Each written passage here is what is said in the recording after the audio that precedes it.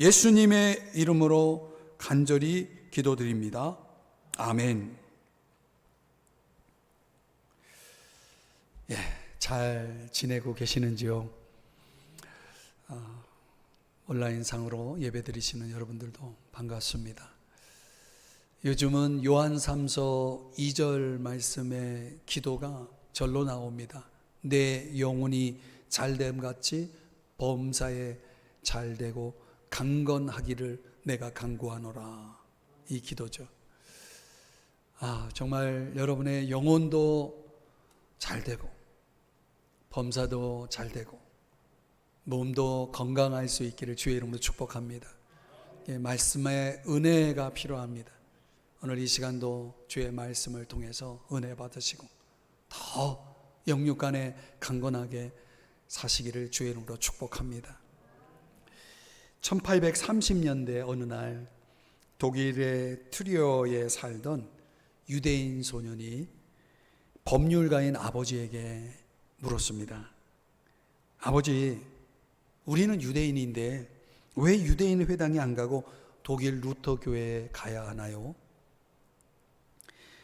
그러자 아버지가 답했습니다. 아들아, 우리가 다른 사람들에게 따돌림 당하지 않고 이 땅에서 잘 살기 위해서는 그렇게 할 수밖에 없어. 아버지의 대답은 신앙과는 전혀 상관이 없었습니다. 실제로 이 소년의 할아버지는 유대인 랍비였고요. 큰아버지도 할아버지의 뒤를 이어서 유대인 랍비였습니다. 그러나 현실 감각이 빠르고 이제에 밝았던 이 소년의 아버지는 유대인들에 대한 사회적인 불이익을 피하기 위해서 그리스도인이 되었던 것입니다. 그러나 진정한 회심의 경험이 없었어요. 그래서 아들에게 제대로 된 신앙의 영향력을 끼칠 수가 없었습니다. 소년이 16살 되던 해 유아 세례를 받기는 했지만 그 소년이 믿음의 아들로 성장하는 데는 별 영향을 주지 못했습니다. 이렇게 자라던 소년이 대학에 들어가서는 교회를 완전히 떠나게 됩니다.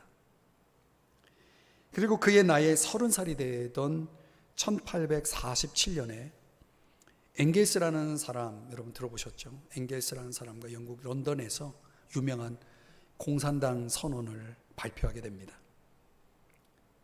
그 소년이 바로 누군가 하면 우리가 잘 아는 칼 마르크스입니다. 여러분, 이 이야기를 들으면서 무슨 생각이 듭니까? 이 소년이 만약 그 가정에서 참된 믿음의 사람으로 성장할 수 있었다면 세계 인류 역사는 얼마나 달라졌을까요? 교회 안에서 우리가 경험할 수 있는 가장 최대의 비극이 뭘까요?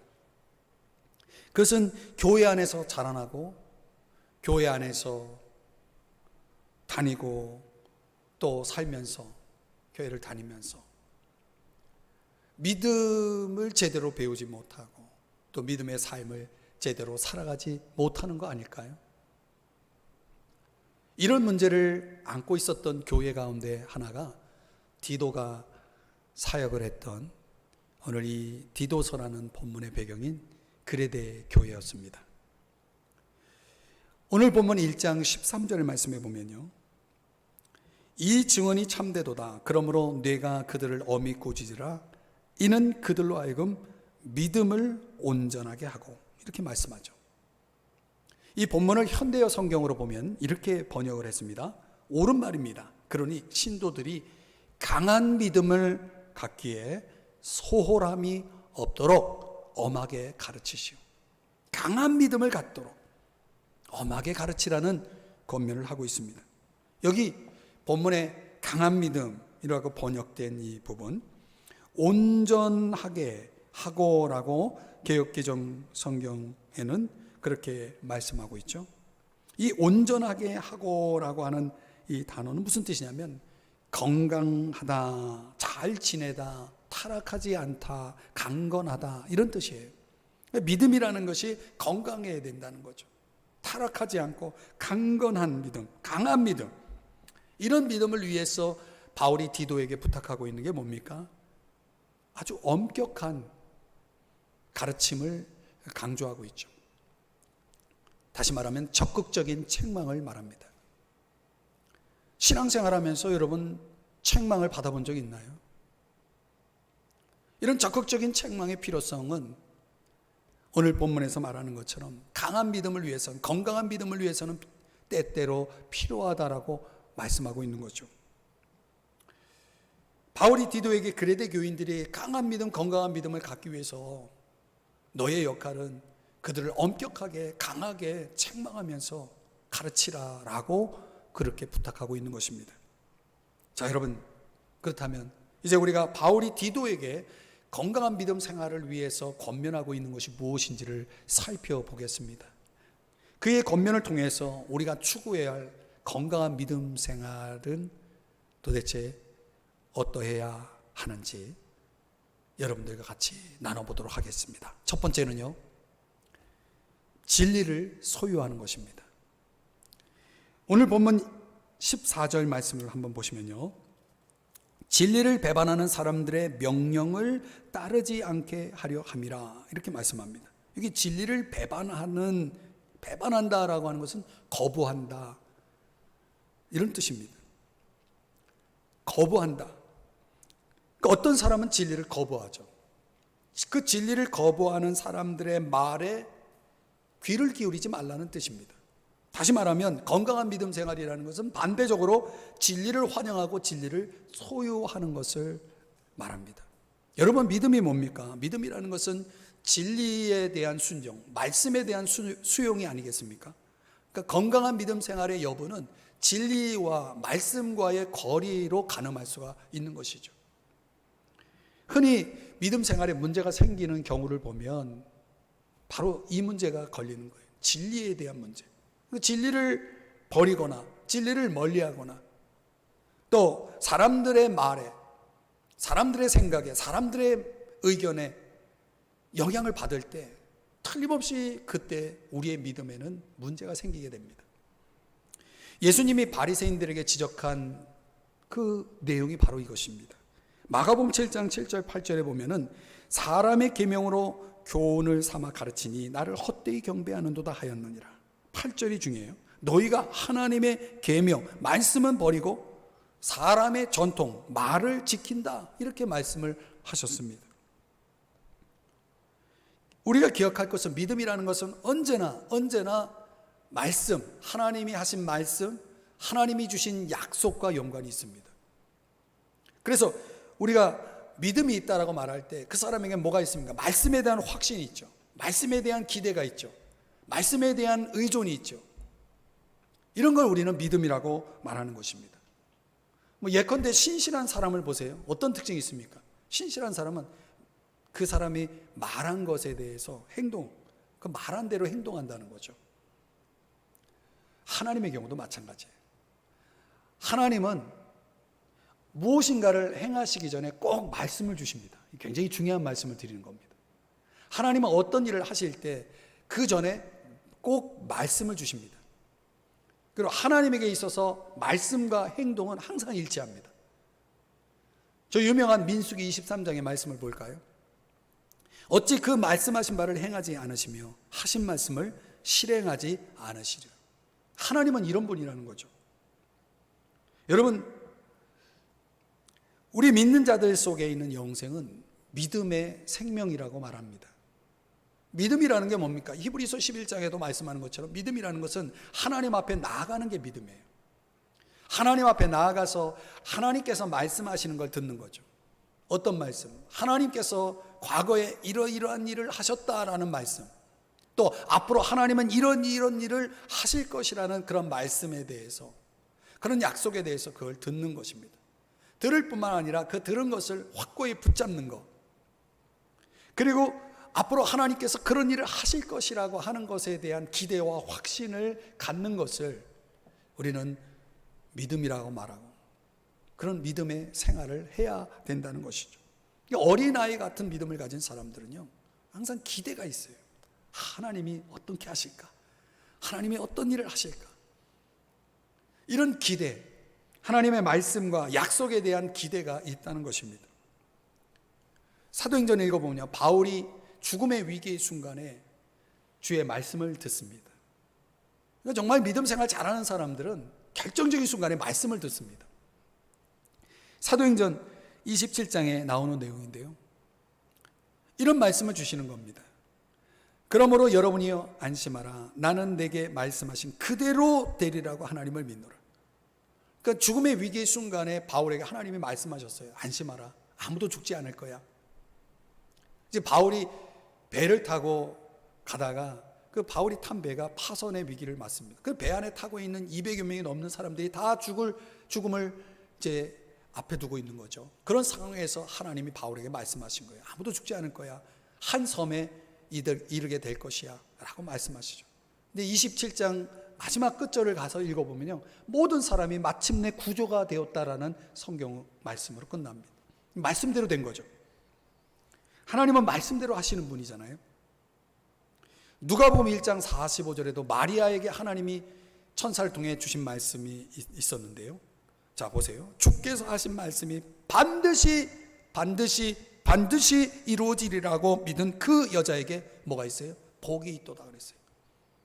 말씀에 대한 믿음을 가진 사람들은 복이 있는 거예요. 말씀을 믿는 사람은 복이 있는 거예요. 여러분, 건강한 믿음 생활을 하는 사람들의 특징이 바로 이런 진리성이 있다는 거죠. 이런 말씀을 생활 속에서 경험하는 거예요. 아, 주님이 말씀을 주셨는데 그 말씀대로 되어지는 경험, 여러분 있습니까? 그 사람이 건강한 신앙생활을 할 때, 믿음 생활을 할 때, 그 건강한 믿음 생활 속에는 언제나 이런 진리에 대한, 말씀에 대한 환영, 수용, 적극적인 수용, 더 나아가서 그 말씀대로 이루어지는 걸 경험하면서 살아가는 것, 이런 진리적인 신앙생활이 있다는 것입니다. 여러분 모두가 하나님을, 이런 하나님의 말씀, 이런 진리에 대한 적극적인 수용과 그리고 그 말씀을 경험하는 건강한 믿음 생활을 하시기를 주의 이름 축복합니다. 건강한 믿음 생활에는요, 두 번째로 마음과 양심의 정결이 있습니다. 여러분, 믿음 생활이라는 것은 신학적으로 보면 성령을 모시고 사는 것입니다. 성령이 우리 속에 들어오는 거죠. 그걸 내주라고 말합니다. 그러니까 성령이 우리 속에 들어와서 하시는 사역이 있는데, 가장 먼저는 우리를 거듭나게 하시는 겁니다. 중생이라고 말하죠. 영적으로 다시 태어나는 것입니다. 그 영적으로 다시 태어난 자는 어떻게 됩니까? 성장해야죠. 이런 걸 다른 말로는 변화라고 얘기하죠. 그래서 성령이 우리를 끊임없이 새롭게 하시는 사역을 하십니다. 예를 들면 성령이 우리를 새롭게 하시는 그런 사역이라는 것은 뭐냐면, 우리 안에 있는 죄를 버리게 하는 것입니다. 죄와 결별하게 하는 거죠. 그러니까 더 나아가서 성령이 우리와 함께 하시면서 우리의 마음을 계속해서 주님의 마음으로 변화시키는 그런 작업을 하십니다. 여러분, 15절 말씀, 오늘 본문의 말씀을 한번 보시면 제가 천천히 읽어드릴게요. 깨끗한 자들에게는 모든 것이 깨끗하나 더럽고 믿지 아니한 자들에게는 아무것도 깨끗한 것이 없고 오직 그들의 마음과 양심이 더러운지라. 이런 이 말씀이 무슨 말씀입니까? 마음이 깨끗한 사람에게는요, 모든 것이 깨끗하게 보인다는 거예요. 반대로 마음이 악하고 진실하지 못한 사람에게는 모든 것이 악하게 보인다는 거죠. 무슨 말이에요? 요약하면 우리의 마음의 상태에 따라서 모든 것이 보인다는 거예요. 예수께서 바리새인들을 지적하신 부분이 바로 이것이거든요. 마가복음 7장 15절 16절의 말씀에 보면, 무엇이든지 밖에서 사람에게로 들어가는 것은 능히 사람을 더럽게 하지 못하되. 여러분, 요즘 코로나19로 인해서 우리가 얼마나 이런 정결에 대해서, 깨끗함에 대해서, 방역에 대해서 관심이 많습니까? 우리 외적인 그런 방역에 굉장히 신경을 많이 쓰잖아요. 근데 예수님의 관심은 이보다 더 중요한 16절에 있습니다. 사람 안에서 나오는 것이 사람을 더럽게 하는 것이니라. 우리 내면이 더 중요하다는 거죠. 그러나 바리새인들은 이런 내면의 정결보다는 외적인 정결, 외적인 것에 대한, 외적인 깨끗함에 더 신경을 썼다는 것이죠. 예수님의 말씀이 바로 이거예요. 불결한 것은 외부가 아니라 우리 내부에서 일어난다라고 하는 걸 강조하고 있는 거죠. 그러니 우리의 내적인 깨끗함, 정결이라는 것이 얼마나 탁월하고 중요한가를 우리는 알 수가 있습니다. 마태복음 5장 8절의 말씀에 여러분 팔복 가운데 하나잖아요. 마음이 청결한 자는 복이 있나니, 행복하다는 거죠. 어떤 사람이 행복한 사람이에요? 마음이 깨끗한 사람이 행복한 거예요. 왜? 하나님을 볼 수 있기 때문에. 하나님을 볼 것이며, 여러분 하나님을 본다는 것은 하나님을 경험하는 거죠. 하나님과 함께하는 거죠. 거기에 모든 복이, 우리가 누릴 수 있는, 받을 수 있는 모든 복이 다 들어가 있잖아요. 내면의 깨끗함이라고 할 때 성경에서 그 깨끗함이라는 단어가 나올 때는 잘못된 것을 제거한다라는 개념이 강해요. 근데 거룩함이라는 비슷한 단어가 나오죠. 이 거룩함이라는 단어는 하나님의 성품, 하나님의 좋은 것, 하나님의 선한 것들이 우리에게 채워지는 것, 가득한 것을 강조할 때는 거룩함이라는 단어를 씁니다. 제가 오늘 본문에서는 깨끗함이라는 단어가 나오기 때문에 깨끗함을 강조하잖아요. 우리가 좋은 것을 채우기 전에 해야 할 일은 더러운 것, 잘못된 것을 내어버리는 게 먼저 돼야 되겠죠.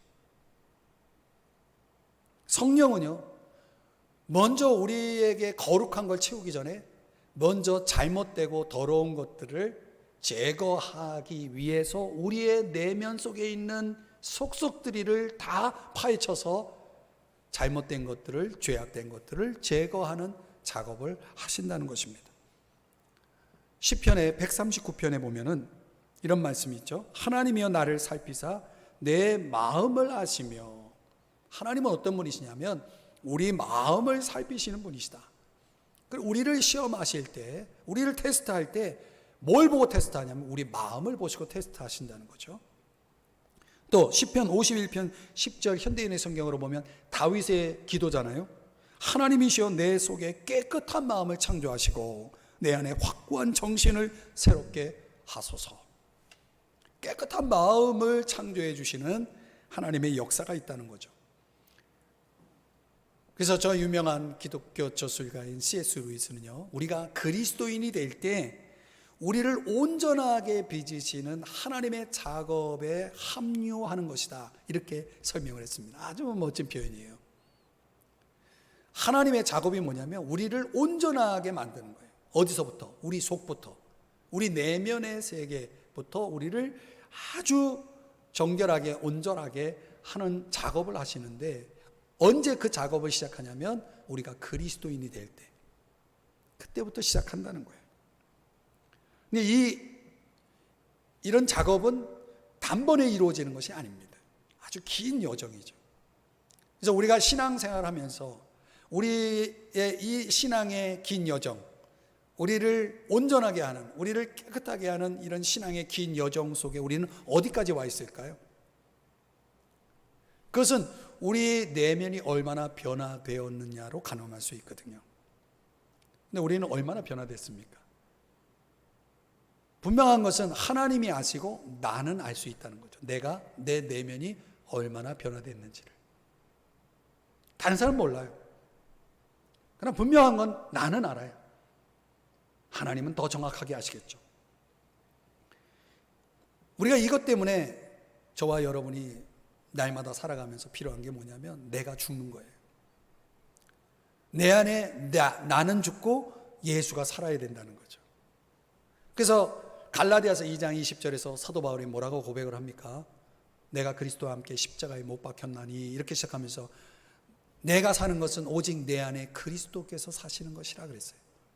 그리스도께서 사시는 것입니다 라고 하는 이 고백이 나올 때까지, 이 고백대로 살 때까지 우리는 우리 마음의 죄악, 이 마음의 죄악을 중단 없이 깨끗하게 하는 작업을 계속 이루어 나가야 되는 거죠. 지금 이 코로나19의 이슈는 변이 바이러스잖아요. 이게 바이러스가 변이가 되는 거죠. 그래서 그것을 잡기 위한 새로운 백신이 필요하니까 이제 포괄적 백신을 개발하는 그런 이 과학자들의 연구가 아주 활발하게 이루어지고 있다고 그러죠. 여러분 아십니까? 죄라는 것이 이렇게 변이 바이러스처럼 어떤 죄는 그냥 그 죄의 상태로 그냥 남아있지 않다는 거죠. 계속 변이가 되고 진화가 돼서 그 죄가 죄를 낳고 또 죄를 낳고 또 죄를 낳는 식으로 계속 변이 바이러스와 같은 성격을 띠고 있다는 것입니다. 내가 과거에 가지고 있었던 죄가 지금 변이된 죄는 더 아주 치밀하고 더 악랄하고 그래서 나를 집요하게 파고들어서 나를 어떻게 합니까? 파괴하고 죽이고 멸망시키려는 그런 죄악의 변이 바이러스가 끊임없이 우리 속에서 역사하고 있기 때문에 우리는 그 죄를 계속 추적을 해야 되고 그 죄를 죽일 수 있는 그런 성경적인 백신이 필요한 거죠. 이런 작업을 그 백신을 소유하고 있는 분이 누구냐면 성령입니다. 성령의 역사를 통해서 우리는 그런 죄악들을 찾아내서 죽일 수가 있고 우리가 깨끗해질 수 있는 거죠. 건강한 믿음 생활이라고 하는 것은 언제나 이런 성결성이 내면의 성결성이 얼마나 이루어지고 있느냐로 우리가 그 건강도를 측량할 수가 있는 것입니다. 사랑하는 여러분, 성령의 역사를 의지하셔야 됩니다.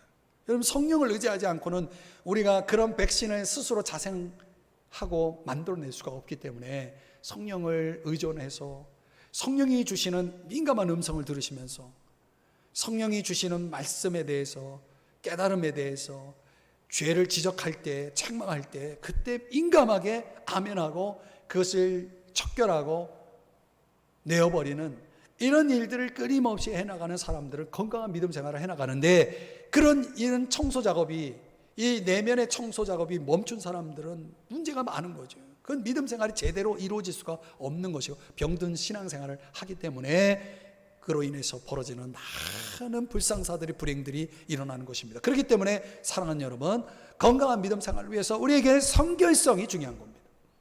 성결성이 중요한 겁니다. 마지막 세 번째로 건강한 믿음 생활에 있어서 우리가 추구해야 될 것은 삶의 변화라는 것입니다. 삶의 변화. 참된 믿음 생활이라고 하는 것은 뭡니까? 궁극적으로는 우리를 미래에 천국으로 이끌어 주는 거죠. 천국으로 인도하는 거죠. 우리가 천국으로 인도하는 믿음을 가지고 믿음 생활을 하는 거 아니겠습니까? 그런 소망이 있지 않습니까? 그러나 우리가 아직은 천국에 있지 않잖아요. 그러니까 믿음 생활이라는 것은 천국으로 인도하는 믿음이 포함되지만 현재라고 하는 생활 속에서 필요한 믿음이라는 것도 중요한 것이죠. 얼마나 더 살게 될지 모르지만은 우리에게 주어진 남은 날들 동안 현재적으로 우리가 계속해서 믿음 생활을 한다라고 했을 때 그 믿음 생활이라는 것은 도덕적이고 영적인 삶과 연결되어 있다는 거예요. 굉장히 중요한 개념을 여러분에게 설명하는 겁니다. 그러니까 우리가 정말 올바르고 건강한 믿음을 가지고 있다라고 한다면 건강하고 올바른 삶이 반드시 나오게 돼 있어요. 마태복음 7장 16절에서 말씀하기를 그들의 열매로 그들을 알지니 이렇게 말씀하죠. 열매는 삶이에요. 한 사람의 삶에는 그 사람이 가지고 있는 진리, 그 사람이 가진 믿음의 기초가 어디에 있는지를 분명하게 보여준다는 것입니다. 디모데전서 6장 3절의 말씀을 또 보면요, 누구든지 다른 교훈을 하며 바른 말 곧 우리 주 예수 그리스도의 말씀과 경건에 관한 교훈을 따르지 아니하면, 이 말씀처럼 참된 믿음 생활에는 두 가지 특징이 있다는 거죠. 뭡니까? 그리스도의 말씀과 경건. 말씀은 복음과 우리가 믿는 진리, 교리를 강조한다면, 경건이라는 것은 그 교리, 그 진리를 반영한 삶을 강조합니다. 그러니까 이 두 가지가 말씀과 삶이, 교리와 삶이 같이 가야 되는 거죠. 그러니까 건강한 믿음 생활을 하는 사람에게는 이 두 가지가 항상 특징적으로 나타난다는 것입니다. 우리가 흔히 믿음 생활을 하면서 도덕이라고 하는 말을 들어봅니다. 도덕이라는 말. 우리 기독교 안에 도덕이 있습니다. 근데 그 도덕을 말할 때 우리가 오해하지 말아야 될 게 있어요. 기독교가 말하는 도덕이 뭐냐를 바로 이해해야 됩니다. 도덕의 종류에는 비종교인의 도덕, 그러니까 믿지 않는 사람, 종교가 아예 없는 사람들도 도덕적으로 살아가거든요. 우리가 그런 사람들을 주변에서 볼 수 있습니다. 또 여러 종교 가운데 하나를 가지고 있는 종교인의 도덕이 있죠. 종교인으로서 살아가는 도덕이 있죠. 여러분 스님들 보세요. 정말 제대로 그 스님의 길을 가는 분들은 굉장히 존경스러운 만큼의 도덕이 있습니다. 기독교가 말하는 도덕은 그런 비종교인이나 종교인이 갖는 도덕이 아닙니다. 그러니까 기독교의 도덕은 거듭난 사람들이 행하는 도덕을 얘기합니다. 그 거듭난 사람들이 행하는 도덕은 성령이 들어오심으로, 성령이 내 안에 들어오심으로 행할 수 있는 도덕을 말합니다. 그런 도덕이, 기독교의 도덕이 위대한 것은요, 다른 종교, 또 종교가 없는 사람들이 행하는 도덕과의 차이점을 극명하게 나누는 두 가지가 있습니다. 뭐냐면 예수 그리스도의 십자가의 죽음이 있다는 거죠. 여러분 십자가의 능력을 아시나요? 또 성령의 역사가 있다는 거예요. 이 기독교의 도덕은 다른 사람들이 가지고 있는, 그들이 보여주고 있는 도덕하고는 수준이 다르다는 거예요. 자, 그런 맥락에서 디도서 1장 16절의 말씀을 보면요, 이렇게 말씀하죠. 그들이 하나님을 시인하나 행위로는 부인하니. 여러분 이게 가능합니까? 여기 하나님을 시인하는, 여기 시인한다라고 하는 것은 체험적 지식을 의미하거든요. 하나님을 시인한다는 것은 하나님을 체험해서 잘 안다는 뜻이에요. 여러분 주변에, 아니면 여러분이 나는 하나님을 체험해서 잘 알아, 이렇게 말할 수 있겠죠. 시인할 수 있겠죠. 그런데 행위로는 부인하네. 행위로는 부인하니. 그러니까 행동으로 하나님을 부인한다는 거예요. 입으로는 시인을 하는데 신앙의 대상인 하나님에 대해서는 제대로 알지 못하는 거죠. 여러분, 제가 서론에서 밝혔던 그 칼 마르크스의 아버지, 아주 대표적인 예죠. 교회도 다니고 하나님을 안다라고 말하지만, 시인하지만 행위로는 부인하는 거예요. 실제가 없는 형식이죠. 행함이 없는 믿음이죠. 능력이 없는 모양이죠. 이런 신앙의 형태가, 이런 믿음 생활이 교회 안에 얼마든지 있을 수 있다는 거예요. 진정한 믿음 생활이라는 것은 그 믿음의 가치를 드러내는 삶을 반드시 수반해야 합니다. 그 가치를 드러내는 어떤 삶, 행동이라는 것은 특별히 뭐냐면 믿음의 대상이신 하나님을 함께하는 거죠. 하나님을 함께하는 삶, 하나님과 함께 동행하는 삶, 하나님을 삶 속에서 시인하는 그런 삶이, 그런 행동이 수반하는 믿음을 진정한 믿음이라고 말하는 거죠. 여러분, 스카이 제소니라고 하는 사람이 쓴 책이 있어요. 우리말로 번역되기를 종교에 죽고 예수와 살다. 여러분들이 이 책을 꼭 구입을 해서 한번 읽어봤으면 하는 책입니다. 이 스카이 제소니가 책에서 강조하는 게 뭐냐면, 정말 예수와 함께 살면 일상에 개혁이 일어난다라고 주장을 합니다. 그러니까 정말 예수와 사는 사람이 있고 예수가 없이 그냥 모양만 내고 사는 사람들이 있다는 거죠. 정말 예수와 살면 우리 일상에 많은 개혁들이 일어난다는 거예요. 그 저자가 폴 틸리의 말을 인용하는데 이 말을 인용합니다. 신앙은 궁극적인 관심을 쏟고 있는 상태다. 궁극적인 관심을 쏟고 있는 상태다. 신앙이라는 건 그렇다는 거예요. 궁극적인 관심이 있다는 거예요. 그럼 우리의 궁극적인 관심이 뭐냐? 뭡니까? 이 저자가 그 책에서 우상 숭배를 정의하기를 이렇게 정의합니다. 좋은 것을 궁극적인 것으로 삼는 것.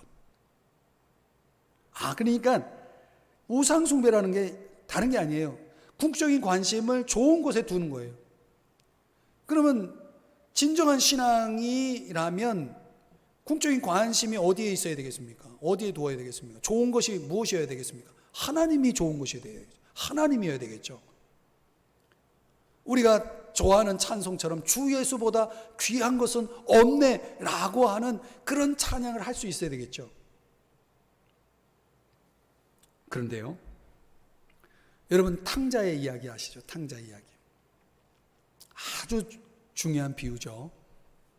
그 비유 속에 등장하는 두 아들을 성경 속에 보면 그 두 아들이 가지고 있는 주된 관심이 뭡니까? 집을 나간 탕자 그 둘째 아들의 관심이 뭐였습니까? 돈에 있었죠. 쾌락, 즐기는 것에 있었죠. 이 둘째 아들은 궁극적인 관심, 자기가 좋아하는 게 뭐예요? 바로 돈이고 쾌락이에요. 이게 이제 우상숭배죠. 첫째 아들은 어땠나요? 그 맏아들은 관심이 어디 있습니까? 명예, 자기가 어떤 사람인지에 대한 명예, 또 내가 이렇게 아버지를 위해서 살았으면 아버지가 당연히 나에게 이렇게 해주어야지 하는 보상에 대한 어떤 그런 차원의 관심이 주된 관심이었다는 거. 거기에 눈이 멀어 있었다는 거예요, 이 두 아들이.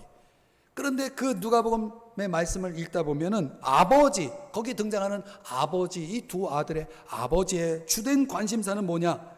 그건 오직 아들들과 함께하는 것 외에는 다른 생각이 없었다는 거예요. 아들들과 함께하는 것.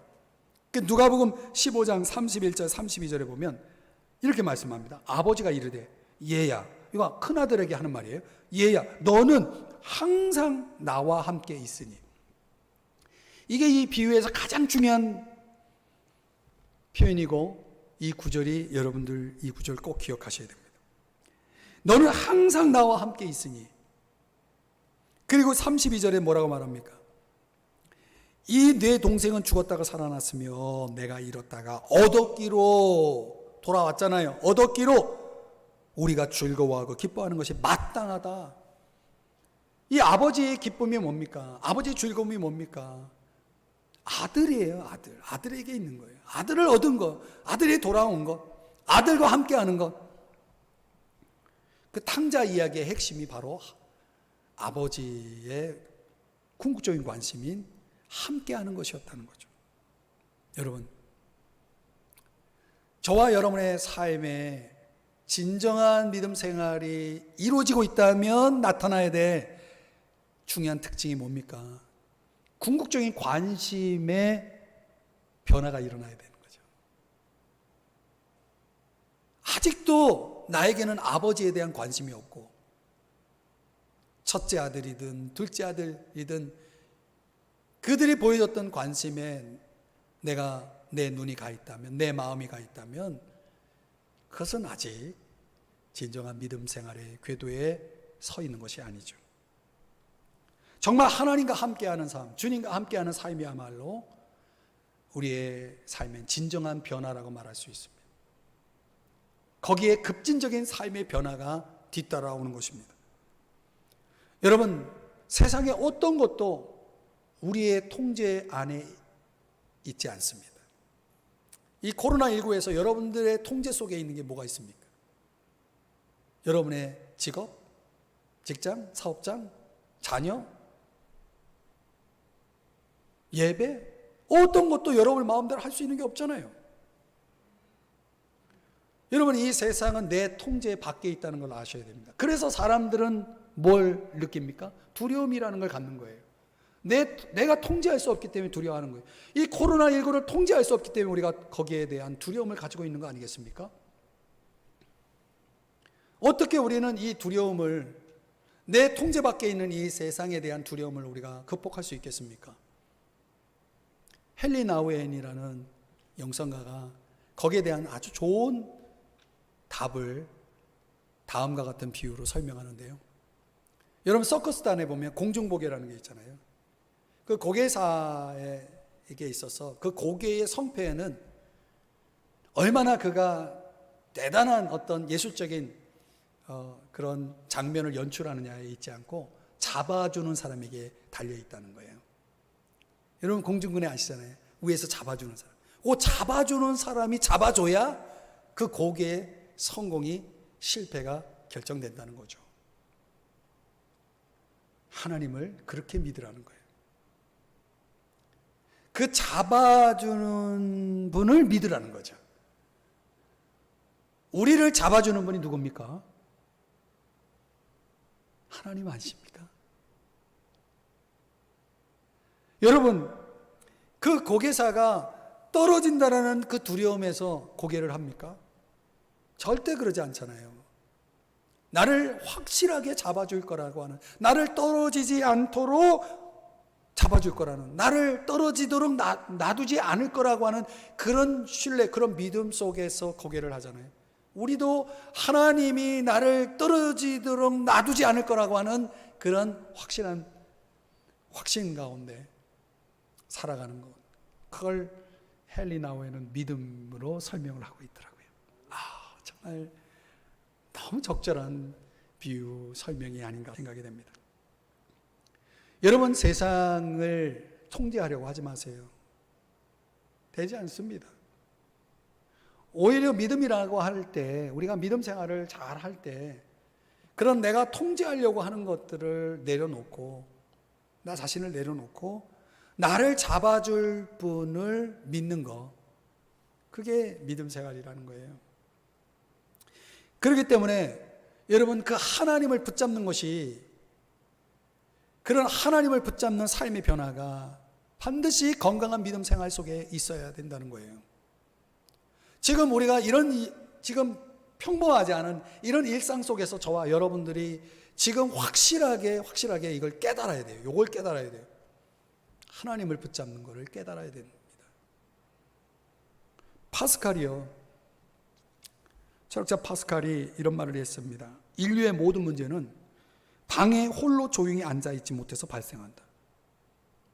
아주 굉장히 깊이 있는 말이죠. 방에 홀로 조용히 앉아있지 못하는 문제가 인류 안에 벌어지는 모든 문제의 원인이다라고 말하는 것이죠. 여러분, 정말 조용히 주님과 독대하면서 주님의 음성을 들어보신 적 있습니까? 어느 날 주님이 나에게 들려주시는 그 세미한 음성을 들어본 적이 있습니까? 내 사랑하는 딸아, 내 사랑하는 아들아, 이런 음성을 들어본 적이 있습니까? 전 그걸 아는 사람이거든요. 날마다 함께 하시는 그분이 때때로 가장 내가 필요할 때, 가장 내가 힘들 때, 가장 내가 어려울 때, 그 주님은 아낌없이 물론 나에게 함께 하시지만 더 큰 소리로 내 마음속에 들려주시는 음성, 사랑하는 아들아, 이 음성을, 여러분, 이런 음성을 듣는 사람들은요, 어떤 조건, 어떤 상황, 환경, 어떤 때라도 흔들리지 않습니다.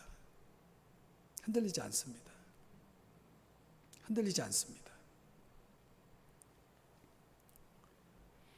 주님의 사랑에 젖어보세요. 모든 것이 변할 거예요. 그랬잖아요. 마음의 상태에 따라서 모든 것이 보인다고 그랬잖아요. 정말 주님을 깊이 내가 모시고 그 주님과 함께하고 그 주님의 음성을 듣고 주님의 사랑을 내가 경험할 때 모든 것이 달라지고 모든 것이 새로워질 것이라는 것을 아는 사람들, 그런 사람들이 진짜 건강한 신앙생활을 하고 있는 겁니다. 미국의 유명한 심리학 교수가 성인의 발달 과정을 7단계로 나누더라고요.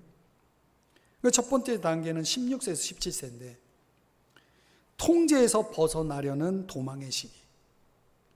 보통 사춘기의 절정에 있는 자녀를 두신 분들은 이 시기에 있는 아이들이 자꾸 부모의 통제에서 벗어나려고 하잖아요.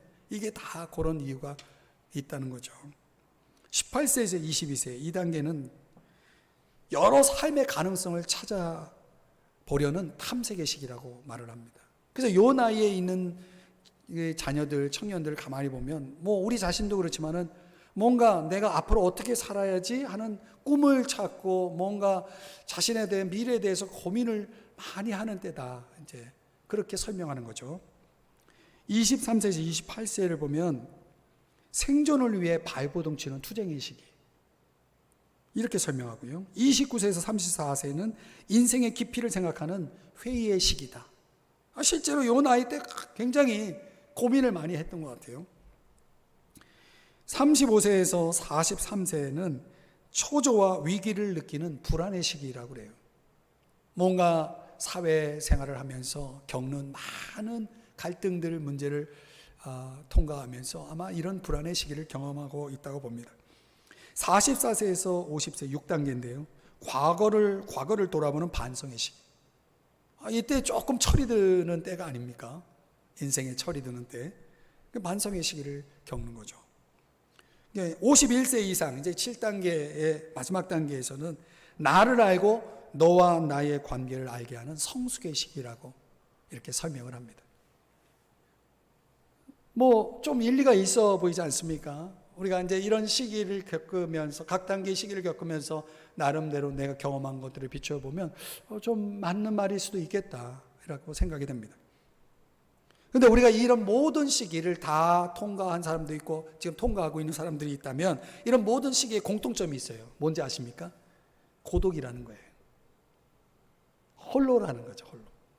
이런 모든 시기는 내 인생은 누가 대신해 주는 게 아니잖아요. 내가 다 겪는, 나 홀로 겪는 인생길이잖아요.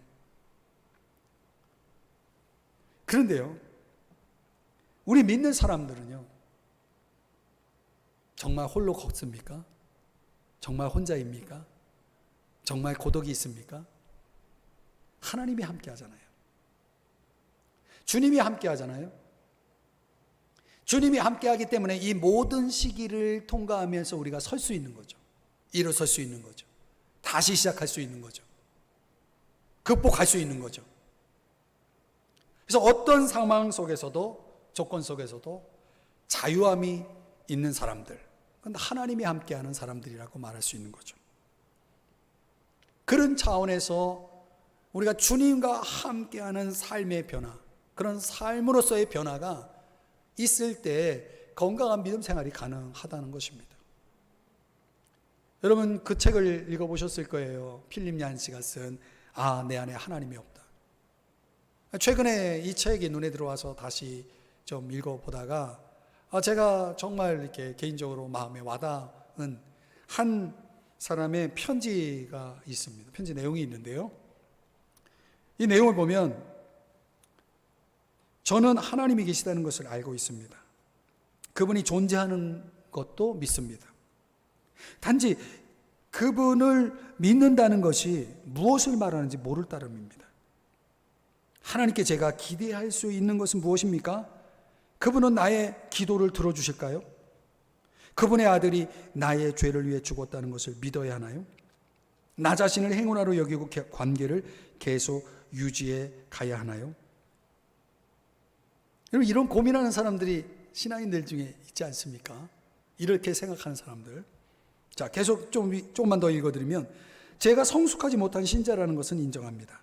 하나님에 대한 나의 기대는 분명히 현실적인 것이 아닙니다. 저는 하나님께 실망하지 않기 위해 충분히 기도해야 하는데 그렇게 하지 않았기 때문에 계속 실망하고 있다고 생각합니다. 하나님과의 관계는 어떠해야 하나요? 뭐 이런 내용의 편지입니다. 여러분 오늘 이 예배를 드리고 이 말씀을 지금 함께 경청하고 있는 성도님들 가운데 여러분의 고민이 이런 고민이 아닌가요? 하나님을 계속 믿어야 되나요? 왜 믿어야 되나요? 어떻게 믿는 것이 믿는 건가요? 여전히 내가 하나님을 믿는다고 하지만 지금도 나는 하나님에게 실망하고 있다면 그 이유는 뭘까요? 도대체 풀리지 않는 이런 모든 질문들이 여러분에게는 없나요? 여러분 정말 하나님이 살아계시다는 것을 믿나요? 확신하나요? 진정한 믿음 생활이라는 것은요, 여기에 대한 확신이 있다는 거예요. 믿음에는 두 가지 종류가 있다고 그러죠. 뭐뭐이라면 이라고 말하는 믿음이 있대요. 하나님이 내 사업을 잘 풀리게 해주시면, 내가 내 인생에 성공을 하게 된다면, 내가 원하는 것이 이루어진다면 내가 하나님 잘 믿겠다, 내가 교회도 나가겠다 라는 식의 믿음, 이런 믿음이 있고요. 뭐뭐 할지라도 라고 말하는 믿음, 나보다 훨씬 못한 사람이, 악한 사람이 잘 되는 그런 경우를 볼지라도, 예수님이 겟세마네 동산에서 피땀 흘리며 기도하신 것처럼, 그러나 내 잔을 마셔야 했던 것을 볼지라도,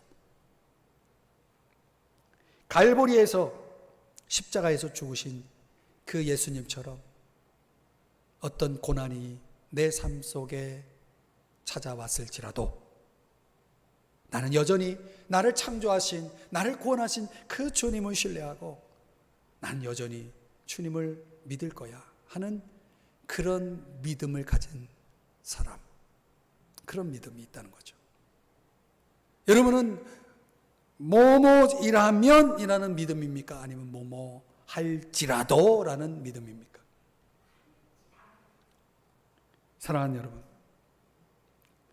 정말 우리가 건강한 믿음 생활을 하는 사람들은요, 하나님과의 관계 속에서, 이런 하나님과의 교통 속에서 늘 주님과 함께 하는 거죠.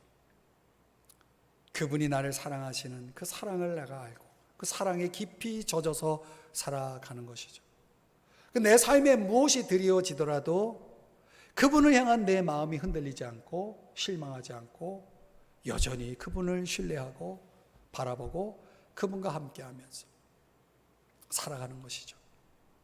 그런 사람들에게는 레디컬한 아주 급진적인 삶의 열매들이 나타날 수밖에 없는 것입니다. 사랑하는 성도 여러분, 이제 말씀을 정리해 보고 적용해 봅시다. 건강한 믿음 생활 정말 필요한 때입니다. 저는 우리 사랑하는 성도님들이 건강한 믿음 생활을 할 수 있기를 바랍니다. 지금 이 코로나19 상황 속에서 더더욱 건강한 믿음 생활을 할 수 있길 바랍니다. 그 건강한 믿음 생활을 할 때에 따라오는 세 가지 특징은 진리성이라고 그랬죠. 진리에 대한 관심, 진리에 대한 환영, 수용, 진리에 대한 경험, 이런 것들이 우리 속에 있는가, 이게 건강한 믿음 생활의 특징이고요. 내 내면의 성결성, 내면의 깨끗함이 얼마나 이루어지고 있는가, 내 속에 끊임없이 역사하는 죄라는 변이 바이러스를 얼마큼 청소를 하면서 내가 끊임없이 깨끗해지고 있는가라고 하는 성결성이 있느냐, 이게 이제 건강한 믿음 생활에 중요하다고 말씀드렸죠. 그러니까 내 삶에 일어나야 될 가장 궁극적인 삶의 변화는 하나님에 대한 생각이 바뀌어야 되고, 하나님을 대하는 태도가 바뀌어야 되고, 하나님과 함께하는 궁극적으로 삶 속에서 하나님을 반영하는, 하나님을 앞세우는 그런 삶의 어떤 영성적인, 그런 도덕성적인 삶이 있을 때, 그때 그것이 건강한 삶이요, 건강한 믿음 생활이라는 거죠. 틀림없이 건강한 믿음 생활을 하는 사람의 가정도 건강할 거고, 그런 사람이 섬기는 교회도 건강할 수밖에 없겠죠. 오늘 이 시간 이 설교를 듣고 이 말씀을 듣고 사랑하는 성도 여러분, 정말 마음에 다시 한번 다짐해 봅시다. 건강한 믿음 생활, 여기에 우리의 믿음에 초점을 두고 진리성, 성결성, 그리고 여러분의 삶 속에 반드시 반영해야 될 이 영성, 도덕성, 이 세 가지를 이 어려운 때를 살아가는 여러분들이시요, 꼭 여러분의 삶 속에 반영해서 건강한 믿음 생활의 간증이 풍성하게 여러분의 삶의 현장 속에 증거되고 나타날 수 있기를 주의 이름으로 축복합니다.